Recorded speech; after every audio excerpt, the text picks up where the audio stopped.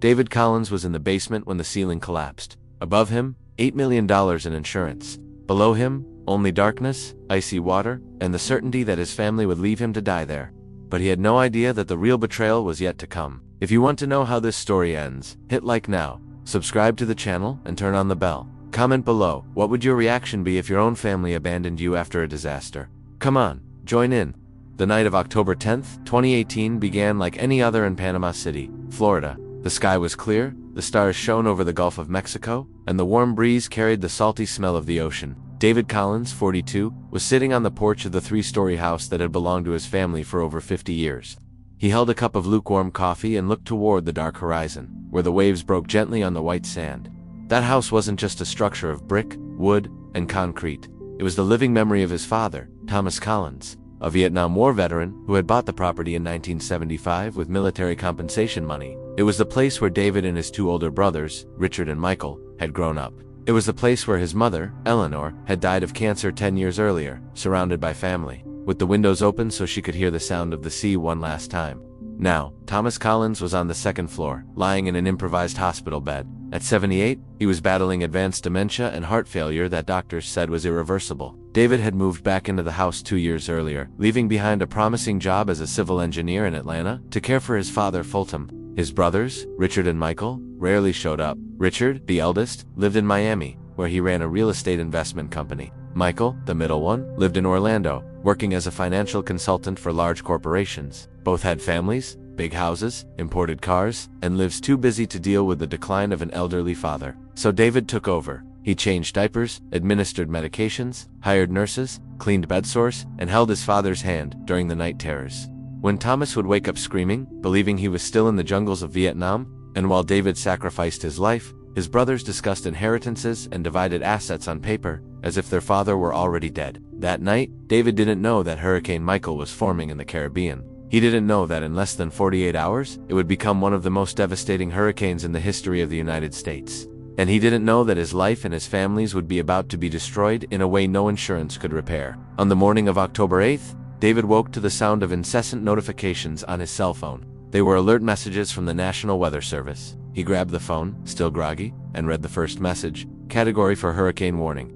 Michael approaching the Florida coast, mandatory evacuation for coastal zones. Winds up to 250 kilometers per hour expected. David sat up in bed, heart racing. He looked out the window and saw the sky still blue, cloudless. It seemed impossible that, in less than 48 hours, an atmospheric monster was coming straight for them. He ran downstairs and turned on the television. All channels had special coverage. Satellite images showed Hurricane Michael as a gigantic spiral of white clouds, spinning over the Gulf of Mexico with lethal precision. David picked up the phone and called Richard. The older brother's voice sounded impatient on the other end of the line. "Richard, did you see the news? The hurricane is coming here. Category 4. They're ordering evacuation." Richard sighed impatiently. "David, I'm in the middle of a meeting. Look, you know what to do. Get Dad, put him in the car, and get out of there." "It's not that simple," David replied, frustration rising in his voice. "He's debilitated. I can't just throw him in the back seat and drive for hours. He needs medical equipment, oxygen. Then call an ambulance. Handle it, David. I trust you." And the call ended. David called Michael next. The conversation was even briefer. "Michael, I need help. The hurricane, I know. I saw it. Look, I'm traveling for work. There's no way I can come back now. Do what you think is best, and take the valuables out of the house while you're at it. Documents, mom's jewelry, those things." The call ended before David could respond. He stood there in the middle of the living room, looking at the phone in his hand. The house was quiet, except for the muffled sound of the television and his father's heavy breathing upstairs.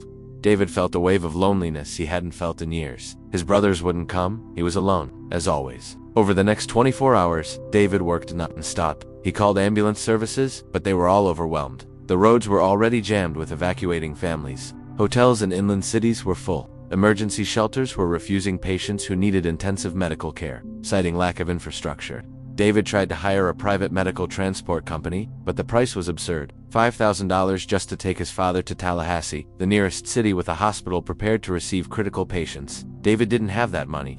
He looked at the savings in his bank account, $740. That was all that was left after 2 years of paying nurses, medications, and household bills. Richard and Michael had promised to help financially, but transfers were irregular and always came with excuses. "I'm going through a rough patch. You understand, right? The business isn't doing well. Send the bills and I'll see what I can do." David swallowed his pride and called Richard again.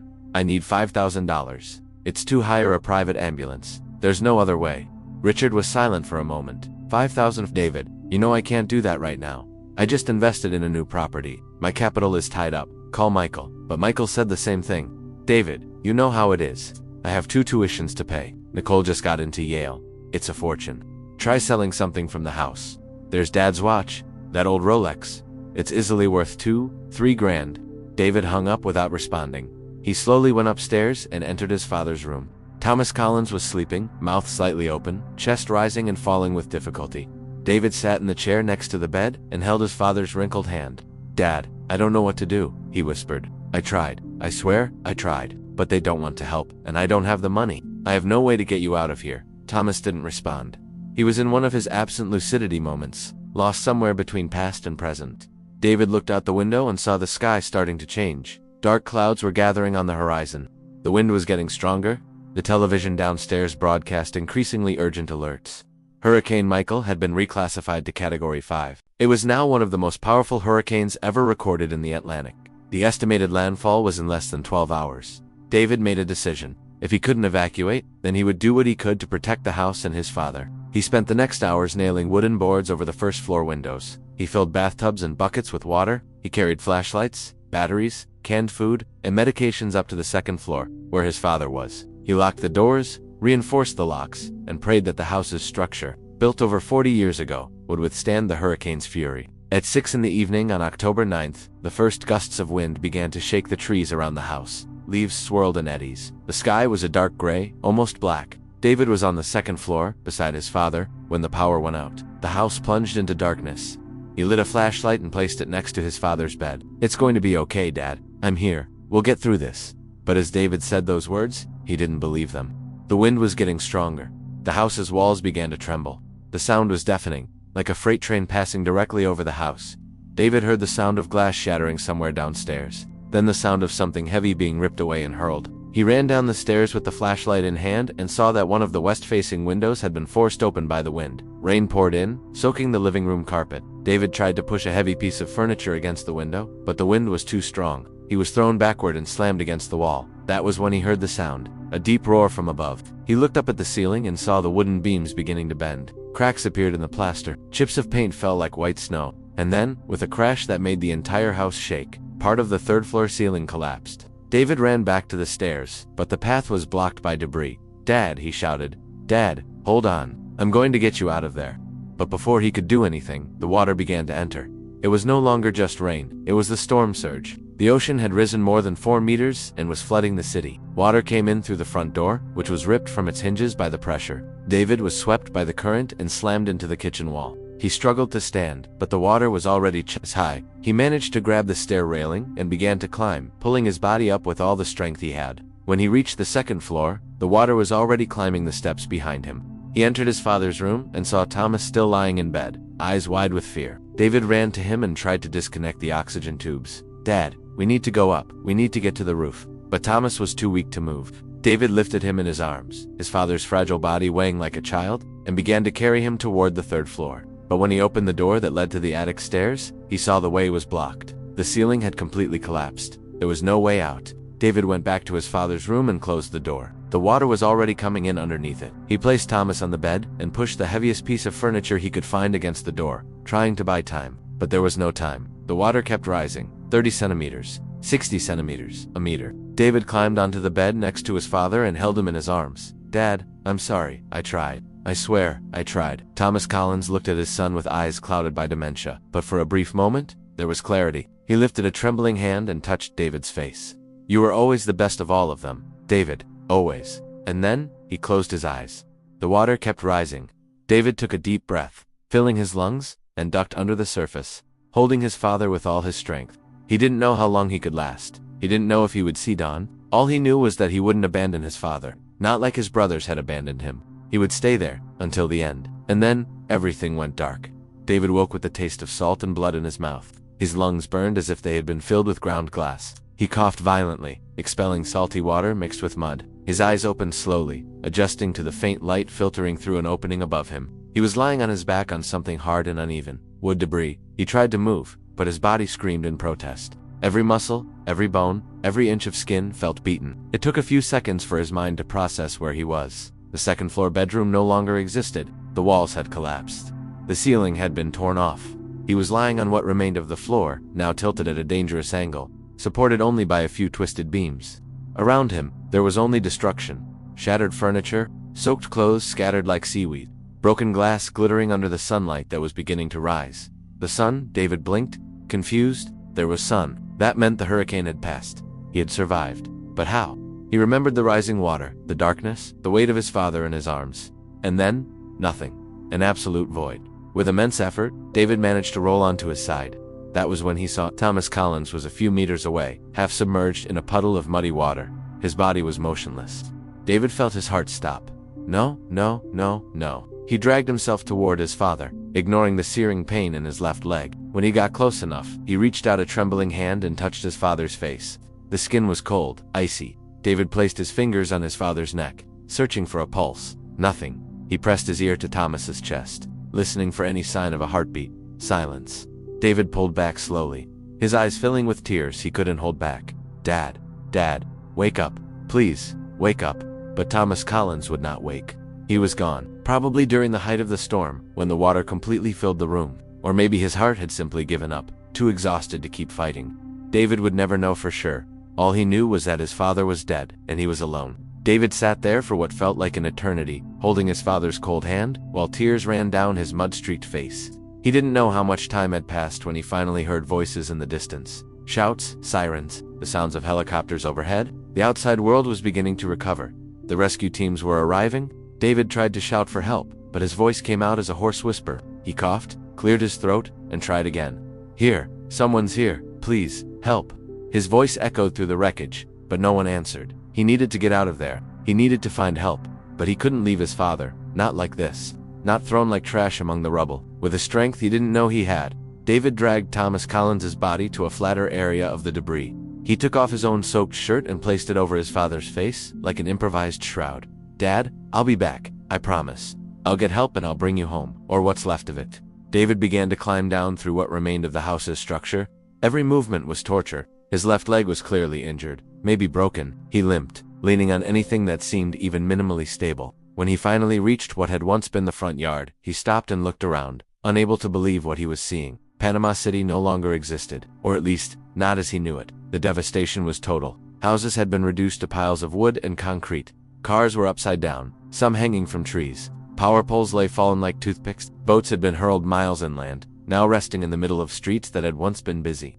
The smell in the air was a nauseating mix of salt, gasoline, sewage, and something else David couldn't identify. Decomposition. He began to walk down the street, or what was left of it. With each step, he saw things that would make even the strongest heart falter.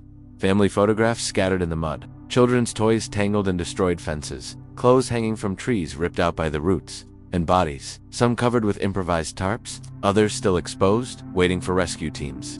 David walked for almost an hour before finding the first sign of organized civilization. It was a triage point hastily set up at a school that had miraculously survived relatively intact. White Red Cross tents were erected in the parking lot. Ambulances came and went. Injured people were being treated by overwhelmed paramedics. There were huge lines of survivors waiting for water, food, and information about missing relatives. David approached one of the volunteers, a gray-haired woman wearing an orange Red Cross vest. "My father," he said, his voice breaking.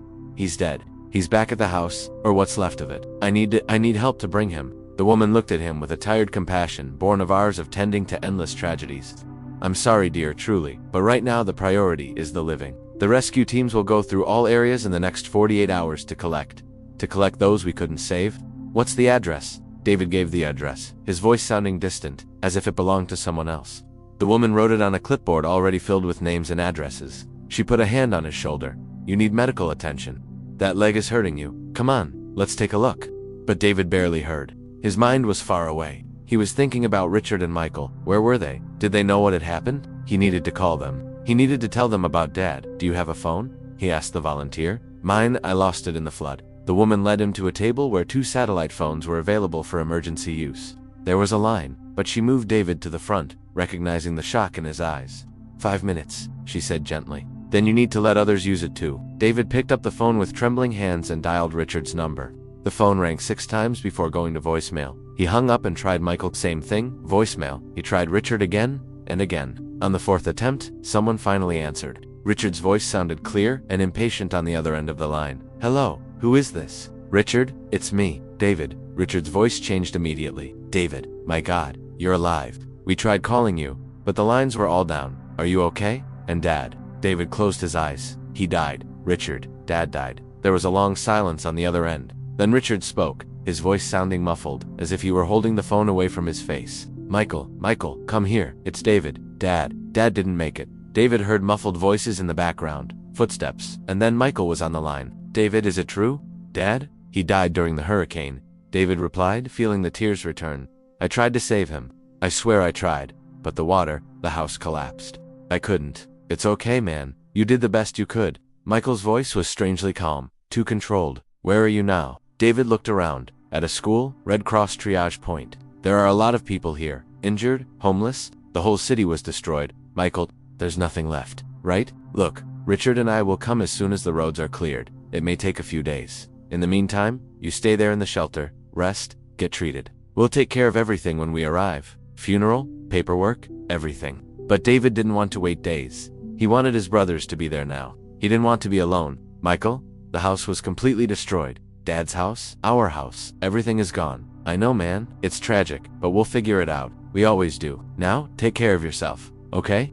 The call ended before David could say anything more. He stood there, holding the dead phone to his ear, feeling a void open in his chest. His brothers seemed more concerned with paperwork and logistics than with the fact that their father was dead, that the family home was destroyed, that David had nearly died trying to save their father alone while they were safe in their homes in Miami and Orlando. If you're feeling the emotion of this story, don't forget to hit like and comment below what you think will happen next. Will David get justice?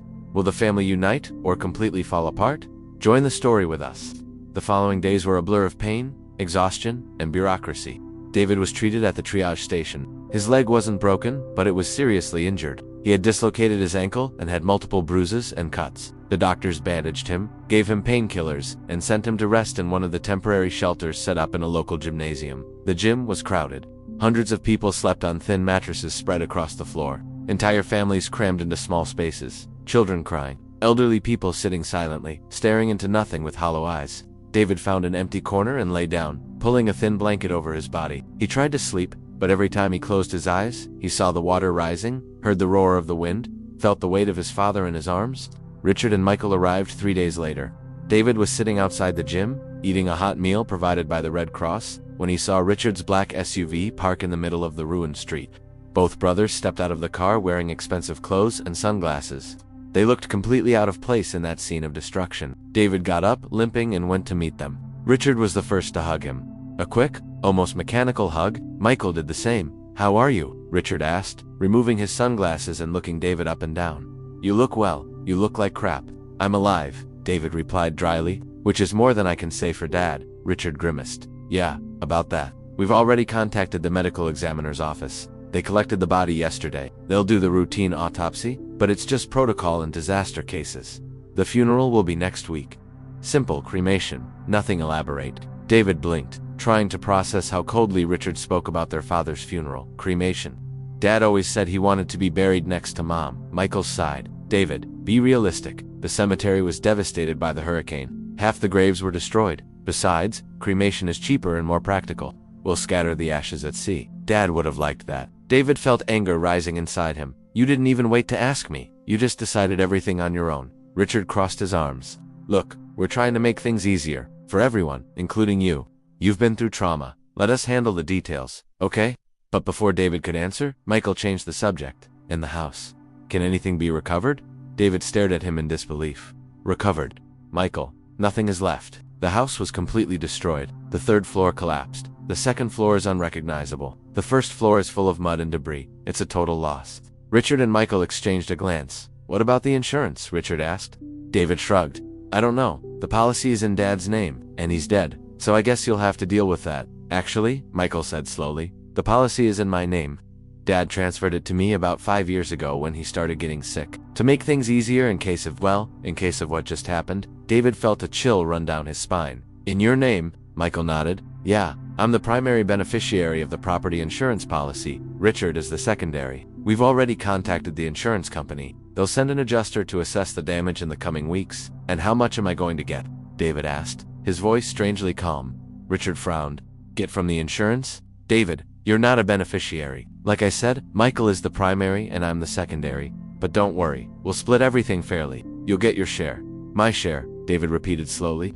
I lived in that house for the last 2 years. I took care of Dad. I nearly died in that house. And you're telling me I'm not entitled to anything because my name isn't on paper? Michael put his hand on David's shoulder. Look, we understand you're upset, but legally, that's how it works.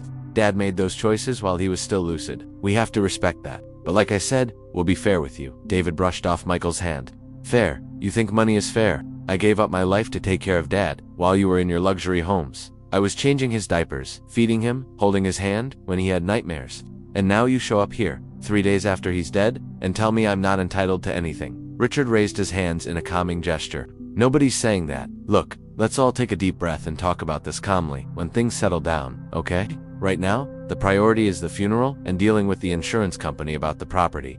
Then we'll sit down and discuss the inheritance. Inheritance, David repeated with a bitter laugh. What inheritance? The house is gone. Dad had practically nothing besides that house. Richard and Michael exchanged another look. Actually, Michael said, there's the will. Dad's lawyer contacted us. He wants to schedule a meeting next week for the official reading. And what's in the will? David asked. Don't know, Richard replied. We haven't opened it yet.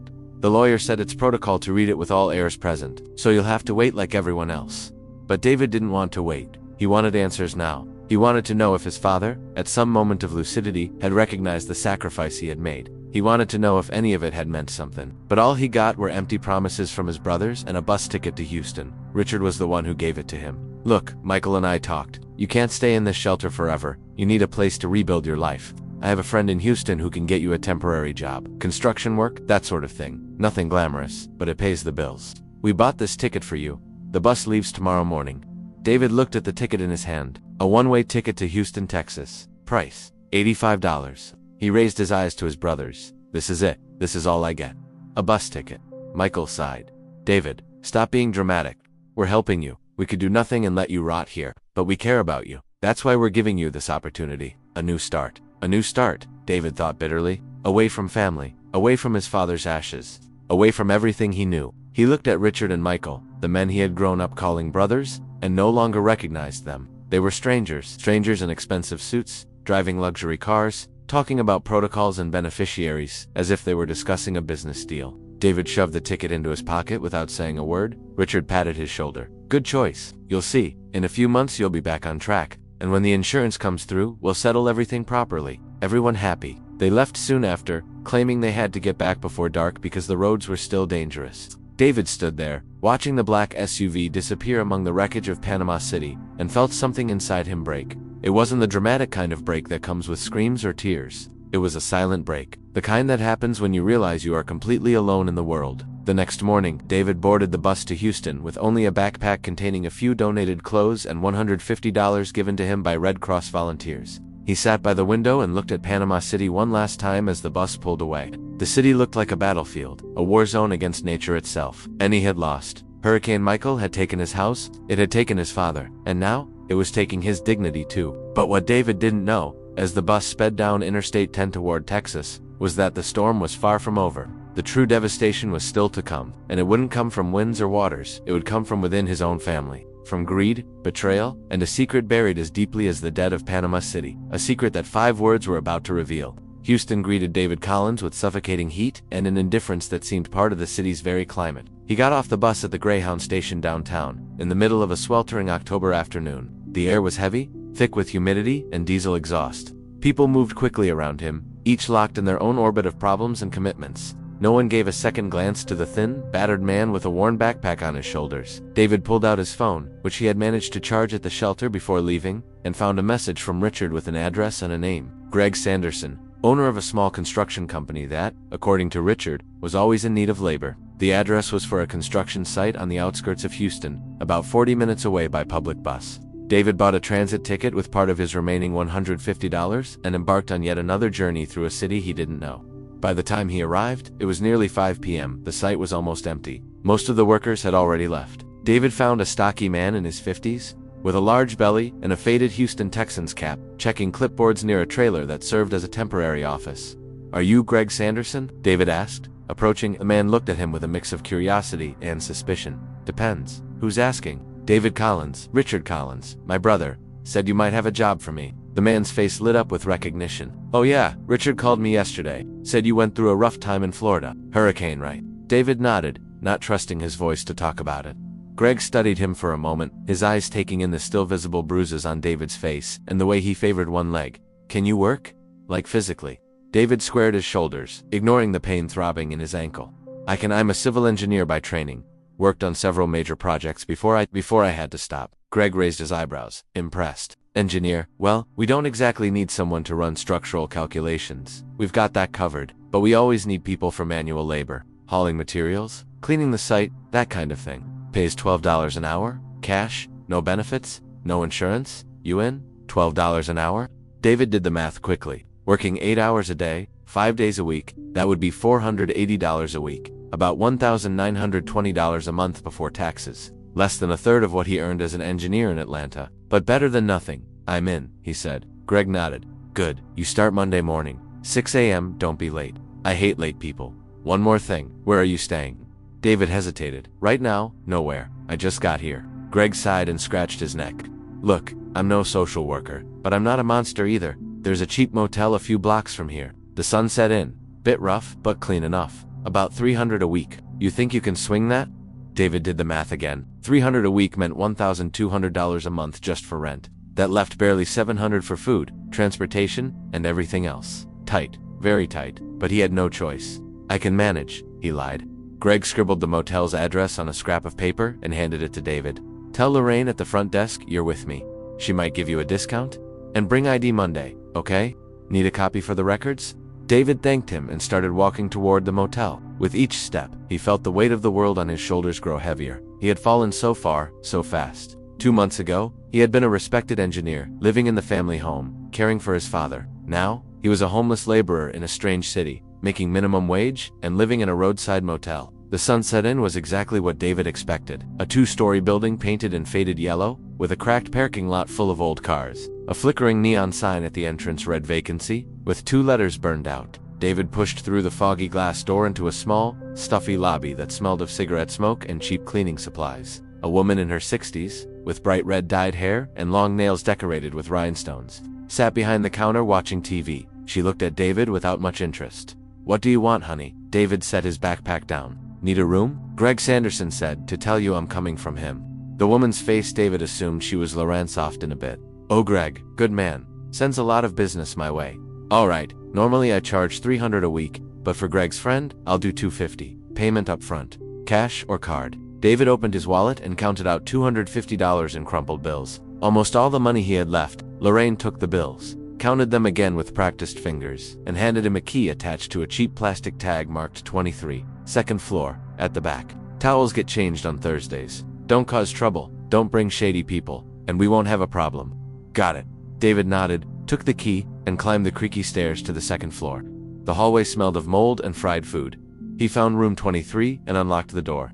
The room was small and Spartan. A single bed with stained white sheets, an old TV on a scratched dresser, a tiny bathroom with a dripping shower, a window with thin curtains overlooking the parking lot. But it was clean enough, and it had a solid roof.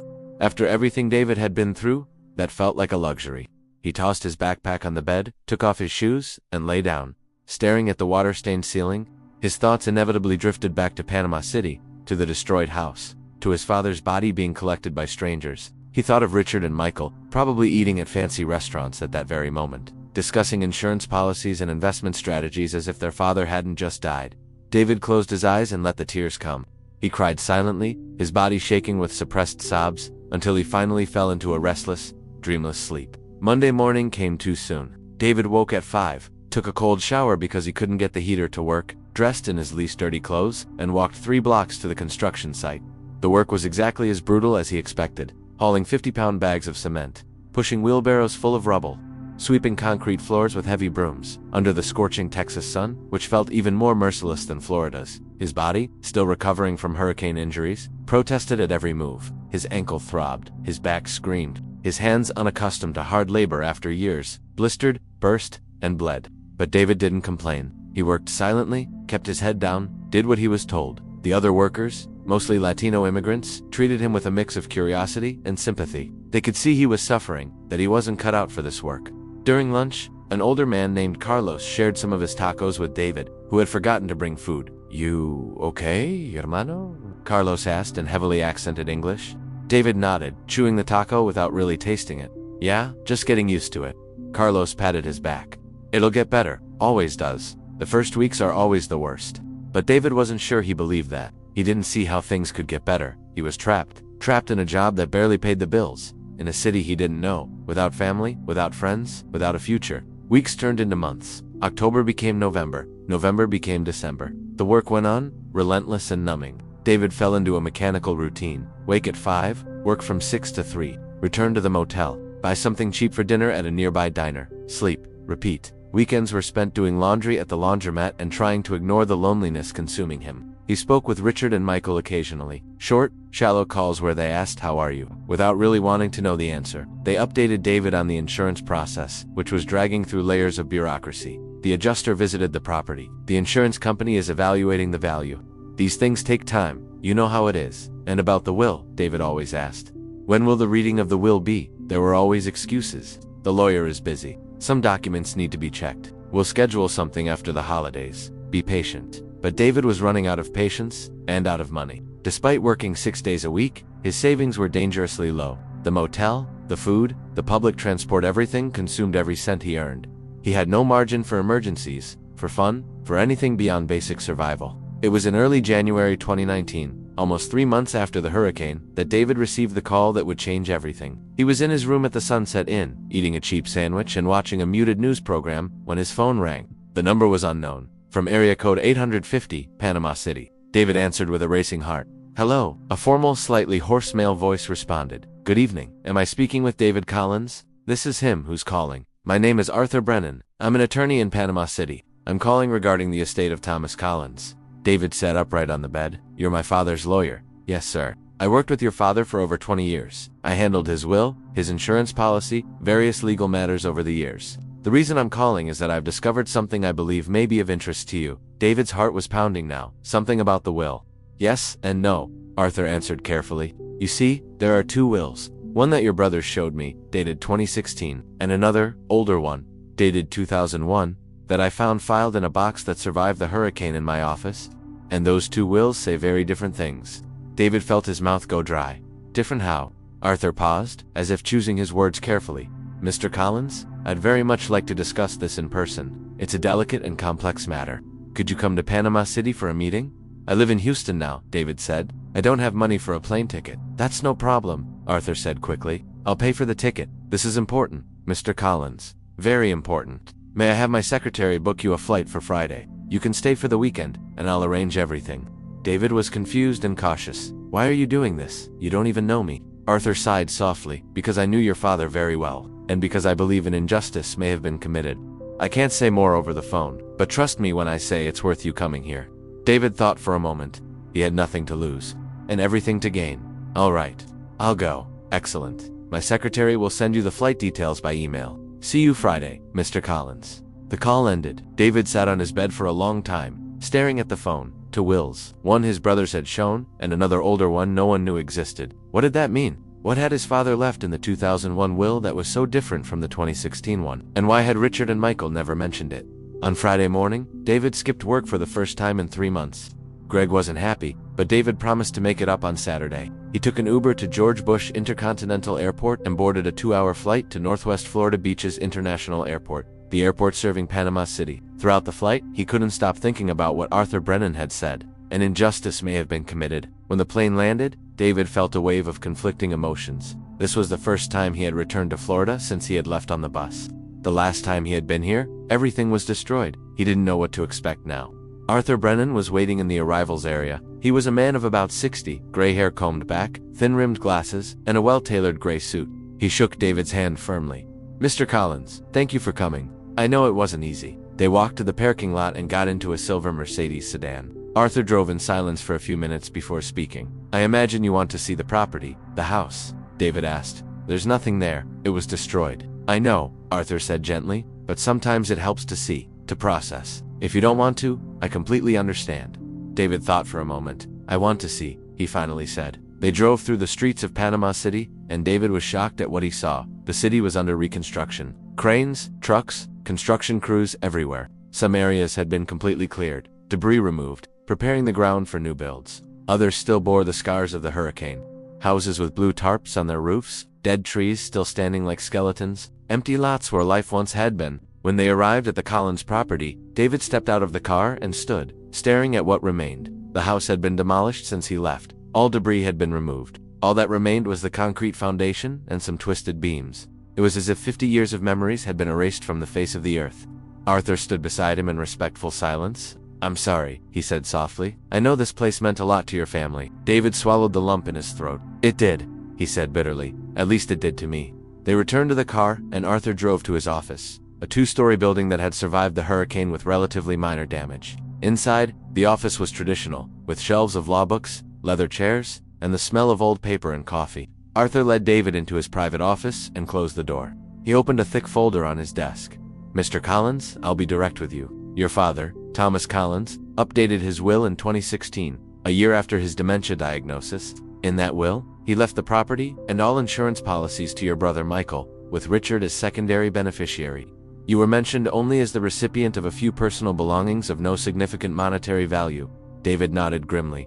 "I already suspected as much." Arthur raised a finger. "But here's the issue. That 2016 will was made when your father was already showing signs of advanced dementia. I have here medical reports that question his mental capacity during that period. And more importantly, I have the original 2001 will, made when your father was in perfect mental health." He slid a yellowed document across the desk. David took it with trembling hands and began to read. His hands froze when he reached the section on asset distribution. According to the 2001 will, all property, all insurance policies, and all valuable assets were to be divided equally among the three sons. But there was an additional clause. In the case that one of the sons assumed the role of primary caregiver to Thomas Collins in his old age or illness, that son would receive an additional 50% of the total estate's value. David looked at Arthur, eyes wide. That means, Arthur said calmly, "that you, as your father's primary caregiver for the past 2 years, are entitled not only to 1/3 of the insurance, but to an additional 50%. Essentially, Mr. Collins, if this will is upheld, you are the majority heir, not your brothers." David felt the world spin. Did his brothers know this? Arthur sighed. "I'm not sure, but I have my suspicions. The 2016 will was drafted in a different office, with an attorney who, interestingly, is a college friend of your brother, Richard, and there are some irregularities in the document that make me question its legitimacy." He pulled more papers from the folder. "I have here witness signatures that don't match official records. I have a psychiatric evaluation of your father from 2015, clearly stating he was not capable of making complex legal decisions. And I have notes from Thomas Collins himself, found among his personal belongings after the hurricane, expressing frustration with his older sons and gratitude for you." Arthur looked David straight in the eyes. "Mr. Collins, let me be very clear. I believe your father never intended the 2016 will to be valid. I believe he was coerced or manipulated into signing it when not of full mental capacity. And I believe your brothers knew this and chose not to mention the original will because it did not favor them." David felt anger rise inside him, anger that had been suppressed for months. "So what do I do?" Arthur leaned forward. "You contest the 2016 will. You present the 2001 will as the valid document. And you fight for what is rightfully yours. And the insurance?" David asked. "They must have already received the money." Arthur shook his head. "Not yet. The process has been delayed because of questions about your father's cause of death, whether it was directly caused by the hurricane or by pre-existing conditions. That affects the payout amount, which means there's still time to intervene." He slid one final document across the desk.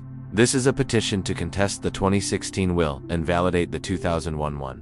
If you sign it, I'll file it with the court on Monday. It's going to be a battle. Mr. Collins, your brothers will fight. It will cost money. It will take time, but I believe you have a strong case."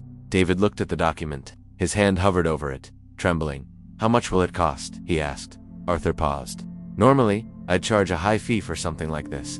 But your father was my client and my friend for 2 decades, and I don't like injustice. So I'll make you a deal. I'll work on contingency. If we win, I take 20% of what you receive. If we lose, you owe me nothing." David looked at the man across from him. He didn't know Arthur Brennan. He had no reason to trust him beyond his word. But what did he have to lose? He had already lost everything: his home, his father, his dignity. If there was a chance, even a small one, to reclaim some justice, he had to try. He took the pen Arthur offered and signed the document. Arthur smiled for the first time. "Good now. Mr. Collins, I'll prepare you for what comes next. Your brothers will be furious. They'll try to discredit you. They'll say you're being greedy, that you're dishonoring your father's memory. They'll use every dirty trick they can. You need to be ready for that." David nodded slowly. "I'm ready." Arthur Brennan stood and extended his hand. "Then, let's seek justice."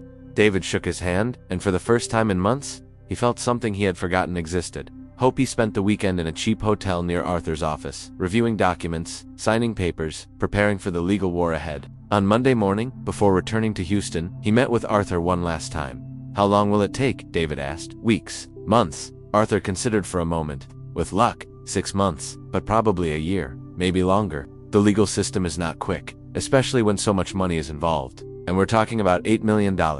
$8 million. David could barely process that number. If he won, if the 2001 will was validated, he would receive not just 1/3, but an additional 50% of the total. That meant, he did the math quickly, about $5 million. Enough money to completely change his life. But before he could think too much about it, Arthur brought him back to reality. "Don't count on that money yet," he warned. "As I said, this will be a battle, but we'll fight. We'll fight to the end." David returned to Houston with his head spinning. He didn't tell anyone about the meeting with Arthur. He didn't tell Richard or Michael. They would find out soon enough, when they were notified about the will contest.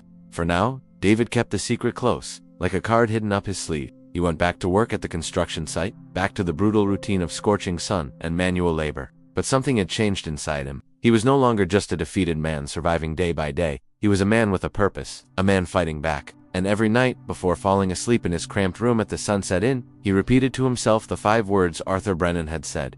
The 5 words that had changed everything. "You are the rightful heir."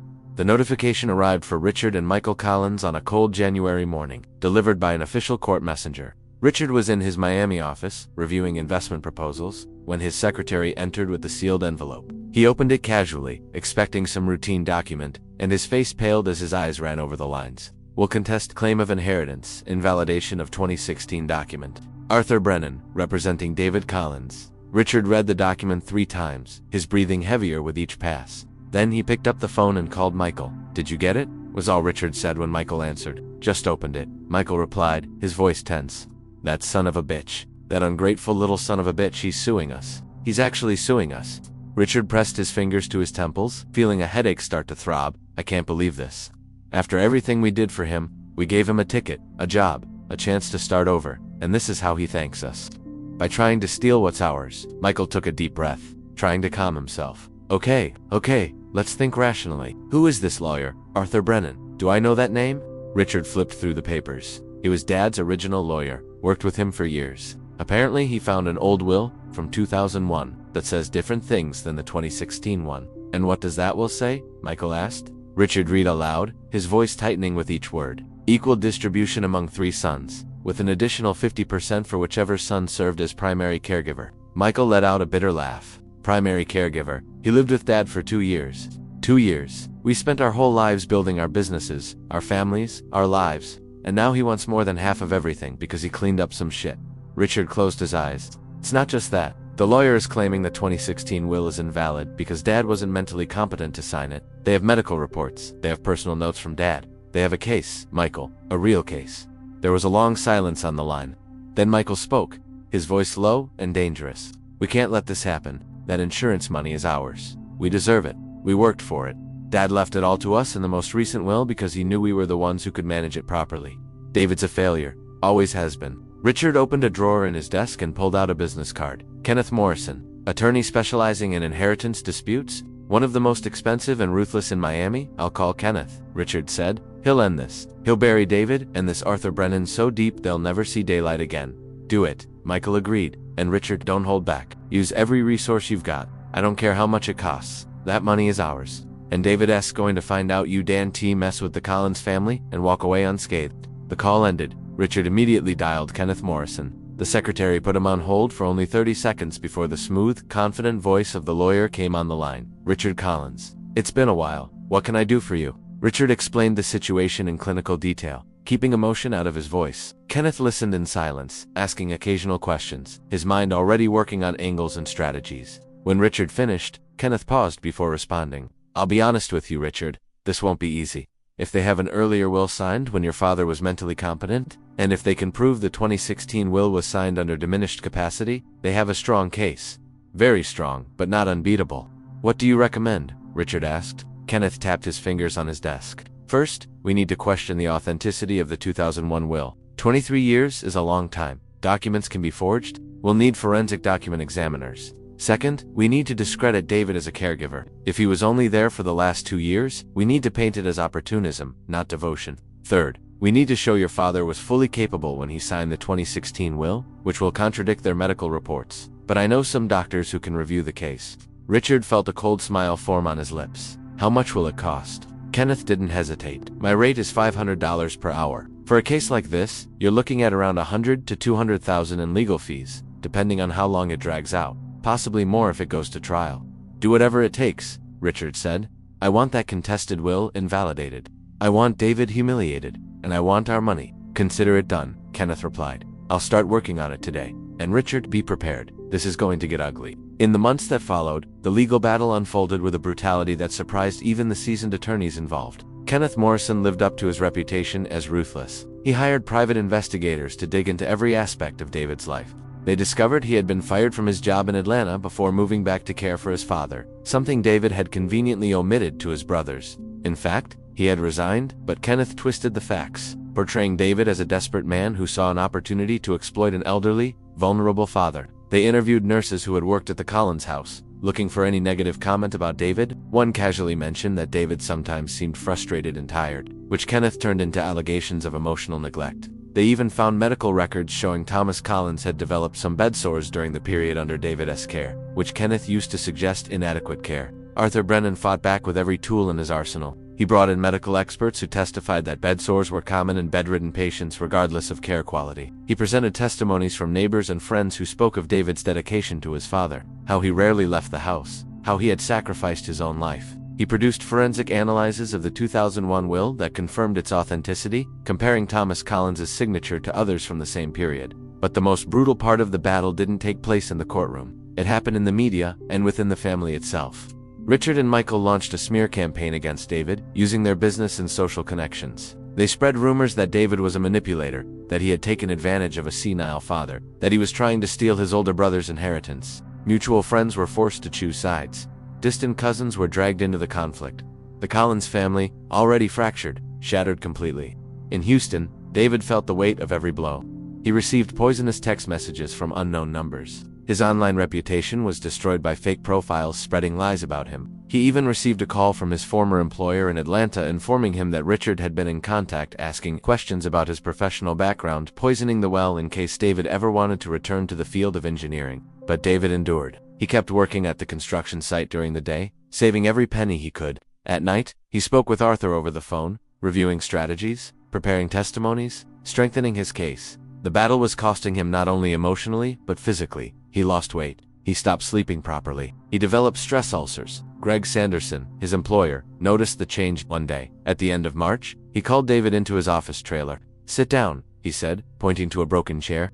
David sat, preparing to be fired. But instead, Greg slid a beer across the table. "You look like shit," he said bluntly. "What's going on?" David hesitated, then decided to tell the truth.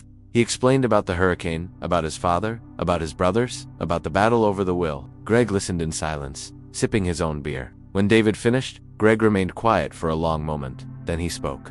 "My father died when I was 22, left a small construction business that my 2 brothers and I were supposed to inherit equally, but one of them, the oldest, manipulated the situation, took control of everything, left me with nothing. It took me 10 years to build my own business from scratch. So I understand, David. I understand what it is to be betrayed by your own family." He leaned forward. "Look, I'm not an emotional guy, and I don't do charity, but I recognize a worker when I see one. You show up every day, don't complain, do what you're told. So I'm going to do something. I'll give you a raise. $15 an hour instead of 12. And if you need a day off to deal with this court stuff, let me know in advance, and I'll allow it. No doc and pay." David felt a lump form in his throat. He hadn't expected kindness. "Not here, not now. Greg, I don't know what to say." Greg waved his hand, clearly uncomfortable with emotion. "Don't say anything, just keep working hard, and when you get that insurance money, don't forget who helped you when you had nothing." David smiled for the first time in weeks. "I won't forget." In May, 5 months after the start of the legal battle, there was finally a preliminary hearing. David flew back to Florida, this time on his own ticket paid with the money he had saved. He met Arthur at the courthouse, an imposing white limestone building in downtown Panama City. Richard and Michael were already there, accompanied by Kenneth Morrison and a team of assistant attorneys. They were dressed in suits that cost more than David made in a month. When they saw David enter, wearing his only suit, bought at a thrift store, they didn't hide the disdain in their eyes. The hearing was presided over by Judge Harold Thompson, a 70-year-old man with white hair and a reputation for being fair but impatient with nonsense. He listened to arguments from both sides, leafed through piles of documents, asked sharp questions that left all the lawyers sweating. Kenneth Morrison presented his case with the confidence of someone who had won hundreds of battles like this. He painted David as an opportunist, a man who had taken advantage of a vulnerable father. He questioned the authenticity of the 2001 will, suggesting it might have been altered or misinterpreted. He brought in doctors who claimed that Thomas Collins was fully competent in 2016, contradicting earlier reports. Arthur Brennan countered with surgical precision. He presented the 2001 will with all supporting documentation. He brought witnesses who had known Thomas Collins for decades and testified that he had always spoken of treating his 3 sons equally. He presented Thomas's personal notes, written in his own handwriting, expressing frustration with Richard and Michael for rarely visiting and gratitude to David for being present. And then Arthur played his strongest card. He presented phone records showing that Richard and Michael had spoken with the lawyer who drafted the 2016 will multiple times before its signing. He presented emails between Richard and this lawyer discussing how to simplify the distribution of assets to avoid future complications. It wasn't definitive proof of manipulation, but it was suspicious enough to raise serious questions. Judge Thompson listened to it all, his face expressionless. When both sides finished, he removed his glasses and slowly cleaned them. Then he spoke in a voice that echoed through the silent courtroom. This is one of the saddest cases I have ever had the displeasure of presiding over. A family destroyed by greed. A dead father whose will is being disputed by sons who should be honoring his memory, not fighting over money. He looked sternly at Richard and Michael. You should be ashamed. Then he looked at David. And you, Mr. Collins? Though I sympathize with your situation, must also understand that you chose a path that destroyed any chance of reconciliation with your brothers. He replaced his glasses that said, My job is not to judge morality, it is to judge law. And based on the evidence presented today, I have serious concerns about the validity of the 2016 will. Kenneth Morrison quickly stood. Your Honor, with all due respect, the judge raised his hand, silencing him. I'm not finished, Mr. Morrison. I have concerns, but I am not ready to make a final decision. This case requires further investigation. Therefore, I am ordering a full review of both wills by independent forensic experts appointed by the court. I am also ordering that the insurance funds, when released, be held in escrow until this matter is resolved. He struck the gavel. Next hearing, in 3 months, September.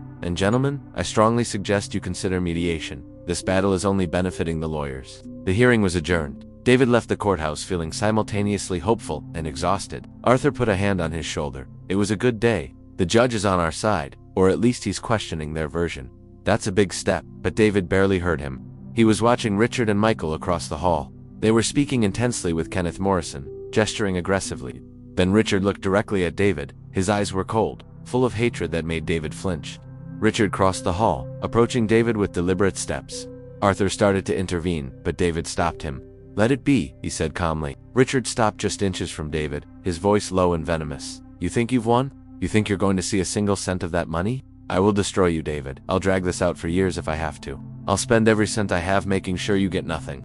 David stared back, refusing to back down. You've already destroyed me, Richard, you and Michael. You took my family from me. You left me with nothing after Dad died. So what more can you take from me? Richard smiled, a cruel smile. Your dignity, your reputation. Any chance you have of living a normal life again. When I'm done with you, no one will want to hire you. No one will want to associate with you. You'll be known as the man who sued his own brothers out of greed. It's funny, David responded calmly, that you mention greed, because from where I stand, the only greedy one here is you. You already have a successful company, $1 million home, more money than you can spend, and yet you still can't share what Dad left. You still can't acknowledge that I sacrificed years of my life while you didn't even visit.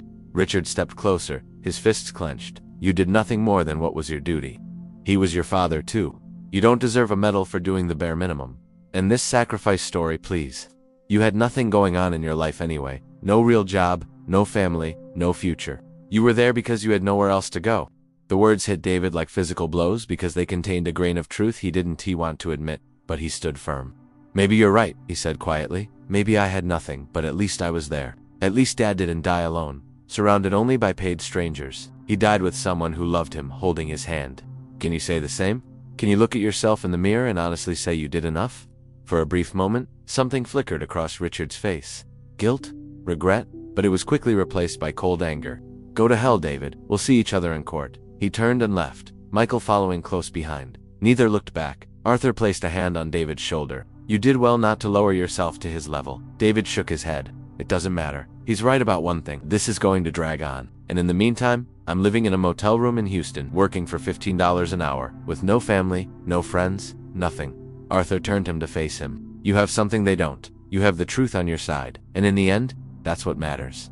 Justice may be slow, but it comes. Trust me. But David was finding it increasingly hard to trust anything. The following months were the hardest of David's life. The stress of the legal battle began to seriously affect his health. He developed high blood pressure. His ulcers worsened. He had panic attacks in the middle of the night, waking up with a racing heart and the feeling that the walls were closing in on him. He started drinking more than he should, stopping at the corner bar after work, trying to drown out the voices in his head, whispering that he would never win, that he was wasting his time, that he should just give up and accept that he was born to lose. But whenever he was close to giving up, he thought of his father. He thought of the nights spent awake beside Thomas, holding his hand through the nightmares. He thought of the rare mornings of lucidity when Thomas looked at him with clarity and said, "Thank you, son. Thank you for being here." He thought of the silent promise he had made to honor his father's memory, to ensure that his true wish was respected. And so David kept fighting. In September, they returned to court for the second hearing. The court-appointed forensic experts had completed their analysis. Arthur called David the night before to give him the news. They confirmed that the 2001 will is authentic. The ink, the paper, the signature, everything matches. There's no doubt it's genuine. And more. They found inconsistencies in the 2016 will. The signature does not match perfectly with others from the same period, and there is evidence that Thomas may have been medicated at the time of signing, which calls his informed consent into question. David felt a flash of hope. Does that mean we're going to win? Arthur was cautious. It means we have a very good chance. But nothing is guaranteed until the judge strikes the gavel. Be prepared for anything. The hearing was tense. Kenneth Morrison fought tooth and nail, attacking the experts' credibility, questioning their methodologies, presenting his own specialists with contradictory conclusions. But even David, with no legal training, could see that the tide had turned.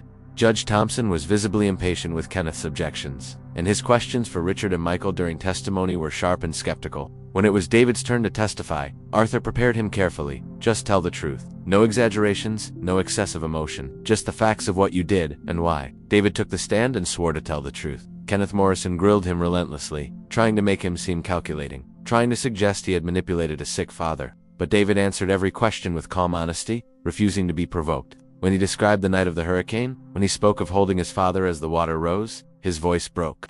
He wasn't trying to manipulate emotions. It was just raw memory, still fresh, still painful. I told him I was sorry, that I had failed to save him, and he told me. David stopped, swallowing hard. He said I was always the best of the three. Those were his last lucid words. There was silence in the room. Even Kenneth Morrison seemed momentarily speechless. Judge Thompson leaned forward. Thank you, Mr. Collins. You may step down.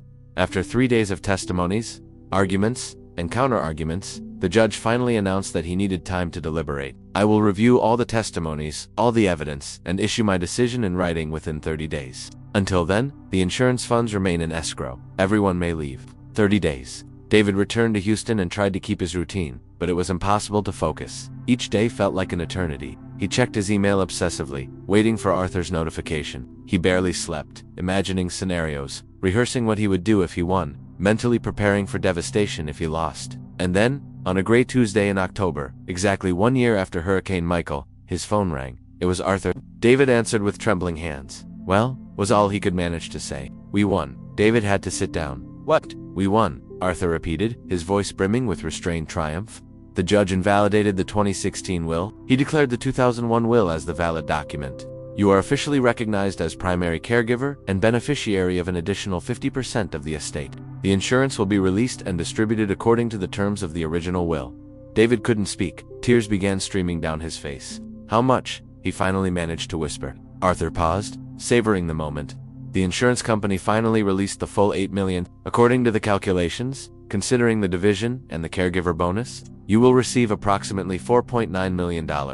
Minus my 20%, that's about $3.9 million net for you, nearly $4 million.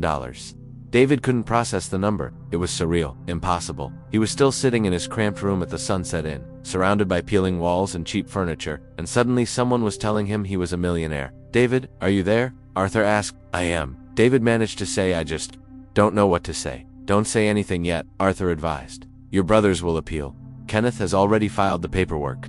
But honestly, I think it's just to save face. The judge was very clear in his decision. The chance of reversal is minimal. I'd say in 6 months, maybe less, you'll have that money in your account. 6 months. After a year of hell, another 6 months felt like nothing. David Arthur continued, his voice more serious. You need to start thinking about what you're going to do with that money. Hire a financial advisor, a good one. Don't do anything impulsive. Don't tell anyone until the money is in your account. And above all, don't let this change who you are. I won't, David promised. And Arthur, thank you for believing in me when no one else did. Arthur chuckled softly. I did nothing but present the truth. You did the hard part. You survived. You fought. You earned this. When the call ended, David sat on his bed for a long time, staring at the phone in his hand. He had one. Against all odds, against all the wealth and power of his brothers, he had one. Not just the money, though that was important, but the validation. The recognition that he wasn't crazy, wasn't greedy, wasn't wrong, that he had done the right thing. He thought about how life can change in an instant. A hurricane that destroys everything. A discovery that changes everything. 5 words that rewrite an entire story. You are the true heir. But even in the midst of his victory, David felt a deep sadness, because the victory had a cost. He had lost his brothers. Not just the superficial relationship they had before, but any chance of reconciliation. The process had burned every bridge. Richard and Michael would never forgive him. He would never forgive them. The Collins family was dead, as completely destroyed as the house a hurricane had taken. David looked out the window of his room at the dirty parking lot of the Sunset Inn and made a silent promise to himself and to his father's ghost. He would use this money not only to rebuild his own life but to honor Thomas Collins's memory, to do something meaningful, to prove that justice, however imperfect and painful, still meant something. The storm had passed, but its scars would remain forever. Try again. The following 6 months were an emotional roller coaster David could never have predicted. Richard and Michael's appeal was, as Arthur had predicted, rejected in February 2020. The appeals court reviewed the case in record time and upheld Judge Thompson's original decision. The language used by the panel of judges was particularly harsh, describing Richard and Michael's actions as a transparent attempt to subvert the clearly expressed will of the deceased. While in full mental capacity, Kenneth Morrison, the relentless attorney who had promised to destroy David, quietly withdrew from the case. Rumors circulated in Panama City legal circles that he had advised Richard and Michael to accept defeat, but they insisted on continuing until no further legal recourse remained. Finally, in March 2020, the battle officially ended. The insurance funds were released from court custody. David was at the construction site in Houston, carrying wooden beams under the scorching sun of a Tuesday afternoon, when his phone rang. It was Arthur. It's done, the lawyer said simply. The money has been transferred, minus my fees and court costs. You have $3.87 million in the account we opened for you. Congratulations, David. You did it. David stopped in the middle of the site, the beams still on his shoulders. Carlos, who was working beside him, noticed the expression on his face. You okay, hermano? David slowly lowered the beam, his hands trembling. I need to sit down for a minute. He walked to the shade of a nearby tree and sat heavily on the ground. Carlos followed, concerned. You need water. You look pale. David looked at the friend he had made over the past 16 months. Carlos, who shared his lunch. Carlos, who had taught him a few words in Spanish. Carlos, who never asked about his past because he understood that some men came to places like this to forget. I just found out I'm a millionaire, David said, almost laughing at the absurdity of the words coming out of his mouth. Carlos blinked. What? It's a long story, but basically, my father died. My brothers tried to rob me, I sued them, and I just won. Almost $4 million. Carlos was silent for a moment, processing. Then, a huge smile spread across his face. Hermano, that's amazing. Wait, does this mean you're leaving? David hadn't thought about it until that moment. He could simply not come back tomorrow. He could pack up his things from the Sunset Inn, buy a first-class ticket to anywhere in the world, and never look back. But as he sat there, looking at the construction site, at the men he had come to know and respect, he realized something important. I don't know, he said honestly. I think so, eventually, but not today. Today I'm finishing the shift. Carlos laughed and slapped David on the back. You're crazy, hermana, but a good kind of crazy. Come on, let's finish these beams before Greg has a heart attack. David finished his shift that day. When Greg called him into the trailer late in the afternoon, David expected that somehow he knew, but Greg only wanted to discuss the schedule for the following week. David listened politely, nodded at the right moments, and then, when Greg was done, he spoke. Greg, I need to tell you something. I'm going to have to leave. David saw the older man's face fall. When 2 weeks, I'll work the 2 weeks, help you find a replacement, and make sure nothing is left undone. But after that, I need to move on. Greg studied him for a long moment. You got it, didn't you? That money you were fighting for. David nodded. I did. Greg leaned back in his chair, which creaked under his weight. Well, damn. I'm going to miss you, David. You're one of the best workers I've ever had. Always on time, always work hard, never complain. If you change your mind and want to come back, the door's always open." David extended his hand. "Thank you, Greg, for everything. Not just the job, but for treating me like a human being when I needed it most." Greg gripped his hand firmly.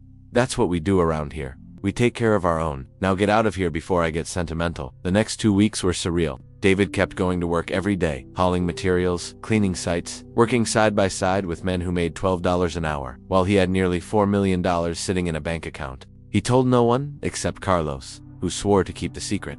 David paid his last 2 weeks of rent at the Sunset Inn, thanked Lorraine for her hospitality, and packed his bags. He didn't have much. Some clothes, a few books he had bought at a thrift store, a framed photo of his father he had salvaged from the wreckage before leaving Panama City. Everything fit into 2 suitcases. It was depressing to think that after 43 years of life, his entire existence could be summed up in 2 suitcases. But it was also liberating. He wasn't tied down to anything. He could go anywhere, be anyone. On his last day of work, the men at the site organized a small farewell. They pooled money together and bought a cake from a nearby bakery. They ate together during lunch, telling stories, laughing, sharing that camaraderie that comes from men who have worked side by side under the relentless sun. Carlos gave an impromptu toast. To David, who came here with nothing and is leaving with everything, "My God bless you, hermana. May you never forget where you came from." David had to blink to keep the tears from spilling. "I'll never forget. You all saved me when I needed it most. You reminded me there are still good people in the world. Thank you, all of you." When he left the site for the last time, David looked back and saw Greg standing in the trailer doorway, waving. David waved back and moved on. His first stop was a car dealership. He had ridden buses and Ubers for so long that the idea of owning his own vehicle felt like an impossible luxury. The salesman, a young man in a cheap suit with a rehearsed smile, immediately sized up David in his worn work clothes and assumed he was just browsing. "Can I help you?" he asked with forced politeness. "I want to buy a car," David replied. "Today, cash." The salesman's attitude changed instantly. He walked David through the showroom, pointing out various models. David didn't want anything flashy. He didn't want to prove anything to anyone. He chose a used 2018 Toyota Camry, reliable and discreet, $30,000. The salesman processed the paperwork, his eyes widening as David transferred the full amount through his banking app. "Sir, it's a pleasure doing business with you. If you need anything." David took the keys and drove his own car for the first time in nearly 2 years. He felt strange behind the wheel, as if he were pretending to be someone he wasn't. But as he drove through the streets of Houston, windows down, the wind tossing his hair, he began to smile. He was free, truly free. His next decision was where to live. He didn't want to go back to Atlanta, where memories of his old life would haunt him. He didn't want to stay in Houston, which would always be associated with the hardest period of his life. Panama City was out of the question. Too many painful memories, too many ghosts. He drove aimlessly for a few days, staying in decent hotels, eating in restaurants where he didn't have to check prices, allowing himself to slowly process the massive change in his circumstances. Eventually, he found himself in Asheville, North Carolina, a mountain town with a vibrant downtown, artistic communities, and a sense of renewal that resonated with him. He rented a furnished apartment for 6 months while looking for something more permanent. It was a beautiful space, with large windows overlooking the Blue Ridge Mountains. The rent was $3,000 a month, a figure that would have been impossible before, but was now easily manageable. David hired a financial advisor. As Arthur had advised, James Whitmore was a middle-aged man with a solid reputation and a conservative approach to wealth management. They met at James's office in Asheville. "David," James said, "after reviewing the financial situation, you're in an enviable position with $3.87 million. If we invest conservatively, you can live comfortably on about $150,000 a year just from returns, without ever touching the principal. Or, if you want to work and contribute, the capital can grow significantly over the years." "I want to work," David said immediately. "Not for the money, but because I need purpose. I can't just sit around doing nothing." James nodded approvingly. "That's wise. Many people who receive inheritances or sudden settlements make the mistake of stopping completely. They lose their sense of purpose and end up squandering the money. Do you have any idea what you want to do?" David thought about it. He was a civil engineer by training, but wasn't sure he wanted to return to that field. It was tainted by memories of before. "I want to do something that matters," he said slowly. "Something that helps people. My father used to say, the measure of a man isn't how much he has, but how much he gives. I want to honor that." James leaned forward, interested. "Have you considered philanthropy? There are many causes that need funding. Natural disasters, for instance, given your personal experience." Something clicked in David's mind. Yes, natural disasters. People who lose everything like I did. People who don't have family to help, or whose family abandons them. "I want to help those people. In the weeks that followed, David worked with James and a lawyer to establish the Thomas Collins Foundation. The goal was simple but powerful: to provide immediate financial assistance to survivors of natural disasters who fell through the cracks of government aid and insurance systems. He invested $1 million initially, with plans to add more as the foundation grew. The foundation started small. David hired a team of 3, an administrator, a social worker, and a disaster response specialist. They rented a small office in Asheville and got to work. The first person they helped was a 67-year-old woman named Martha Jennings, who had lost her home in a California wildfire. Her insurer had denied the claim on a technicality. She was living in her car. The Thomas Collins Foundation paid for 3 months' rent, provided a furniture stipend, and connected her with legal services to contest the insurer's decision. When David met Martha in person to deliver the first check, she cried, "How can you do this for me? You don't even know me." David thought about his time at the Sunset Inn, surviving on minimum wage, feeling abandoned by the world. "I know you," he said gently. "Maybe not your specific story, but I know what you're feeling. I've been there, and someone helped me when I needed it most. Now it's my turn to help." The foundation grew slowly but steadily. Throughout 2020, they helped 23 families. In 2021, as word spread, they helped 62. David was personally involved in every case, reviewing applications, meeting beneficiaries, making sure the aid reached those who truly needed it.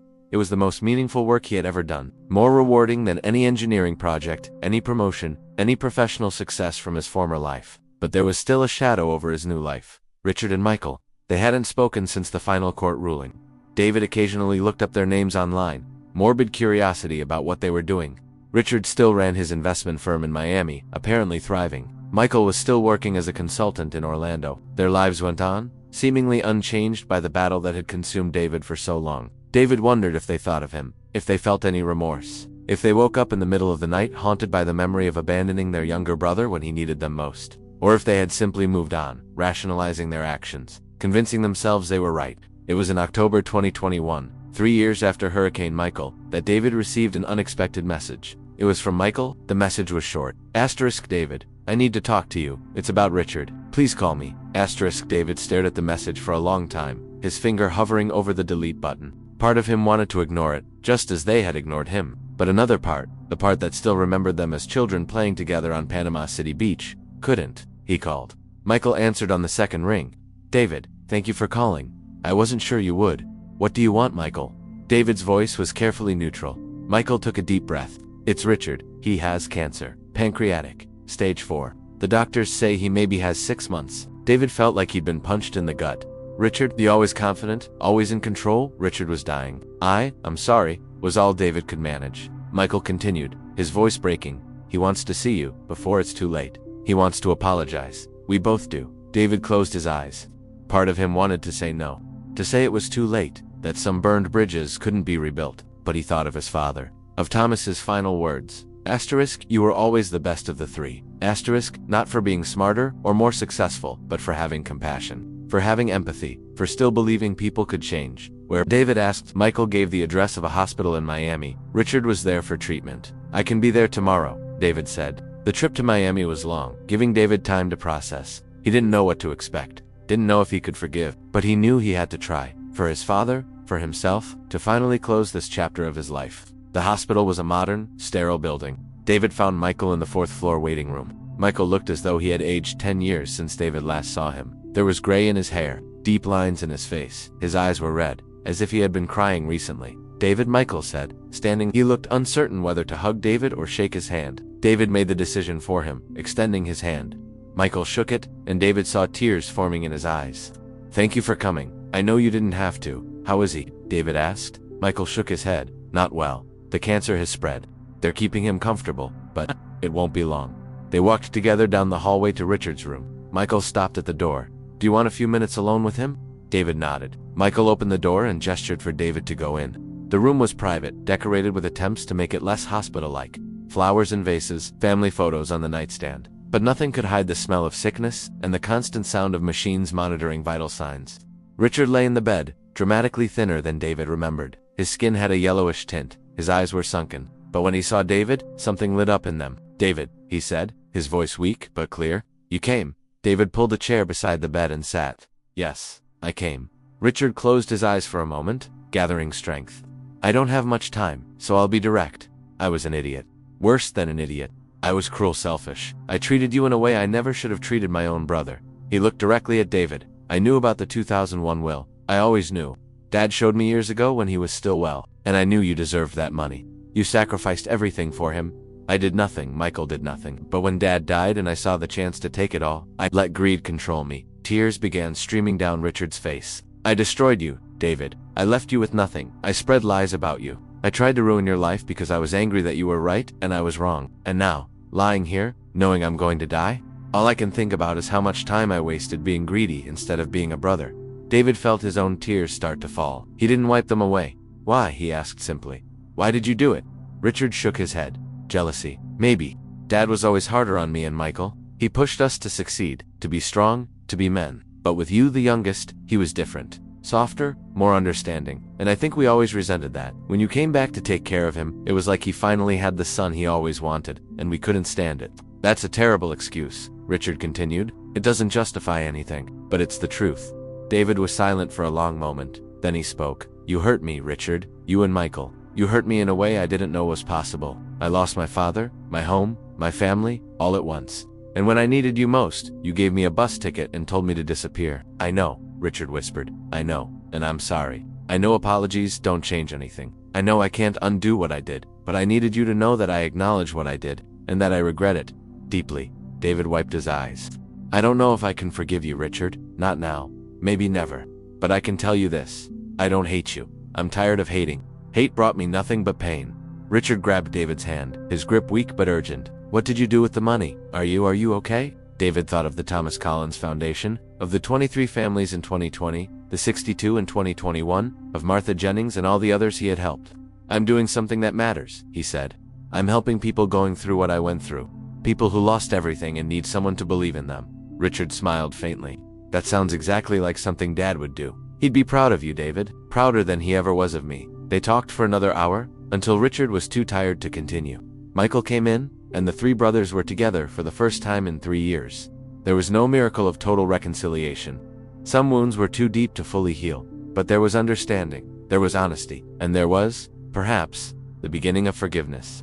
Richard Collins died 2 weeks later, on a quiet November morning, with Michael by his side. David went to the funeral, standing in the back, not wanting to cause a scene. But afterward, when everyone had left, he approached the grave and placed a single white rose by the casket. Rest in peace, Richard. I hope you find what you were looking for. Michael approached from behind. Thank you for coming. It means a lot. He was your brother, David said simply.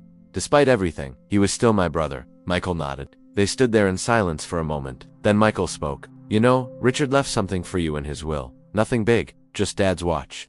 That old Rolex? He thought you should have it. David remembered Michael suggesting he sell that watch to pay for their father's evacuation. He almost laughed at the irony. I'll take it, he said, with care. Michael extended his hand. Maybe one day we can be brothers again. Not like we were, but something new. David shook his hand. Maybe, one day, they didn't become close again. Not immediately, but they started talking occasionally. A birthday phone call, a holiday message, small steps toward healing.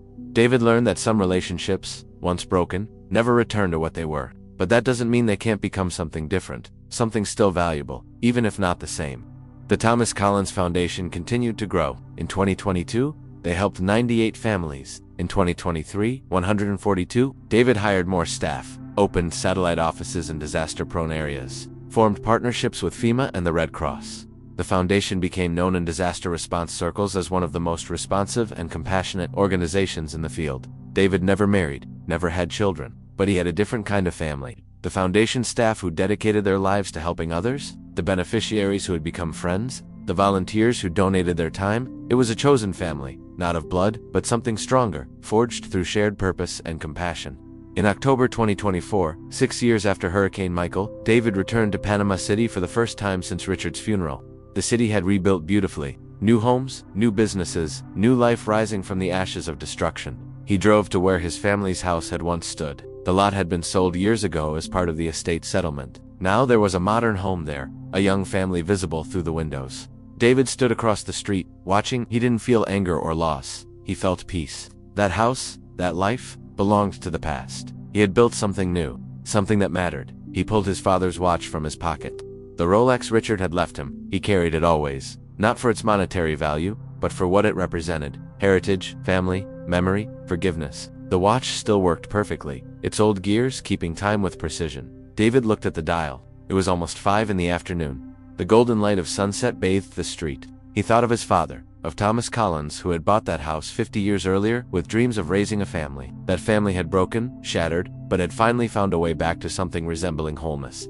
"I did the best I could, Dad," David whispered. "I hope you're proud." A soft breeze blew from the Gulf of Mexico, carrying the familiar scent of salt and life, and David swore he could hear, faintly, his father's voice. "You were always the best of the 3, son, always." David smiled, wiped his eyes, and walked back to his car. He had work to do. There were people who needed help. There was purpose to fulfill. The storm had long passed, but its legacy remained, not in the destruction it caused, but in the rebuilding it inspired. In a man who lost everything and chose to use what he gained back to help others find their own way back from the edge of the abyss, David Collins had survived the hurricane. He had survived betrayal. He had survived despair. And in the process, he had discovered something no wind or water or greed could ever take from him: purpose, compassion, the unshakable certainty that no matter how dark the storm, there is always light on the other side. You just need enough courage to keep walking. As David drove away from Panama City for the last time, the sun set behind him, painting the sky in shades of orange and pink and gold. A new day would come tomorrow, and David Collins would be there to see it, ready to make a difference.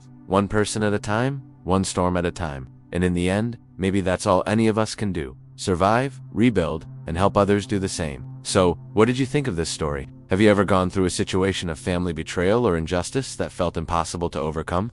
Leave a hilike if this story moved you. Share it with someone who needs to hear that there is always hope after the storm. And subscribe to the channel for more real stories that will stir your emotions. And tell me in the comments, would you have been able to forgive Richard and Michael? Did David's life inspire you to do something different with your own life? Let's talk. See you in the next story.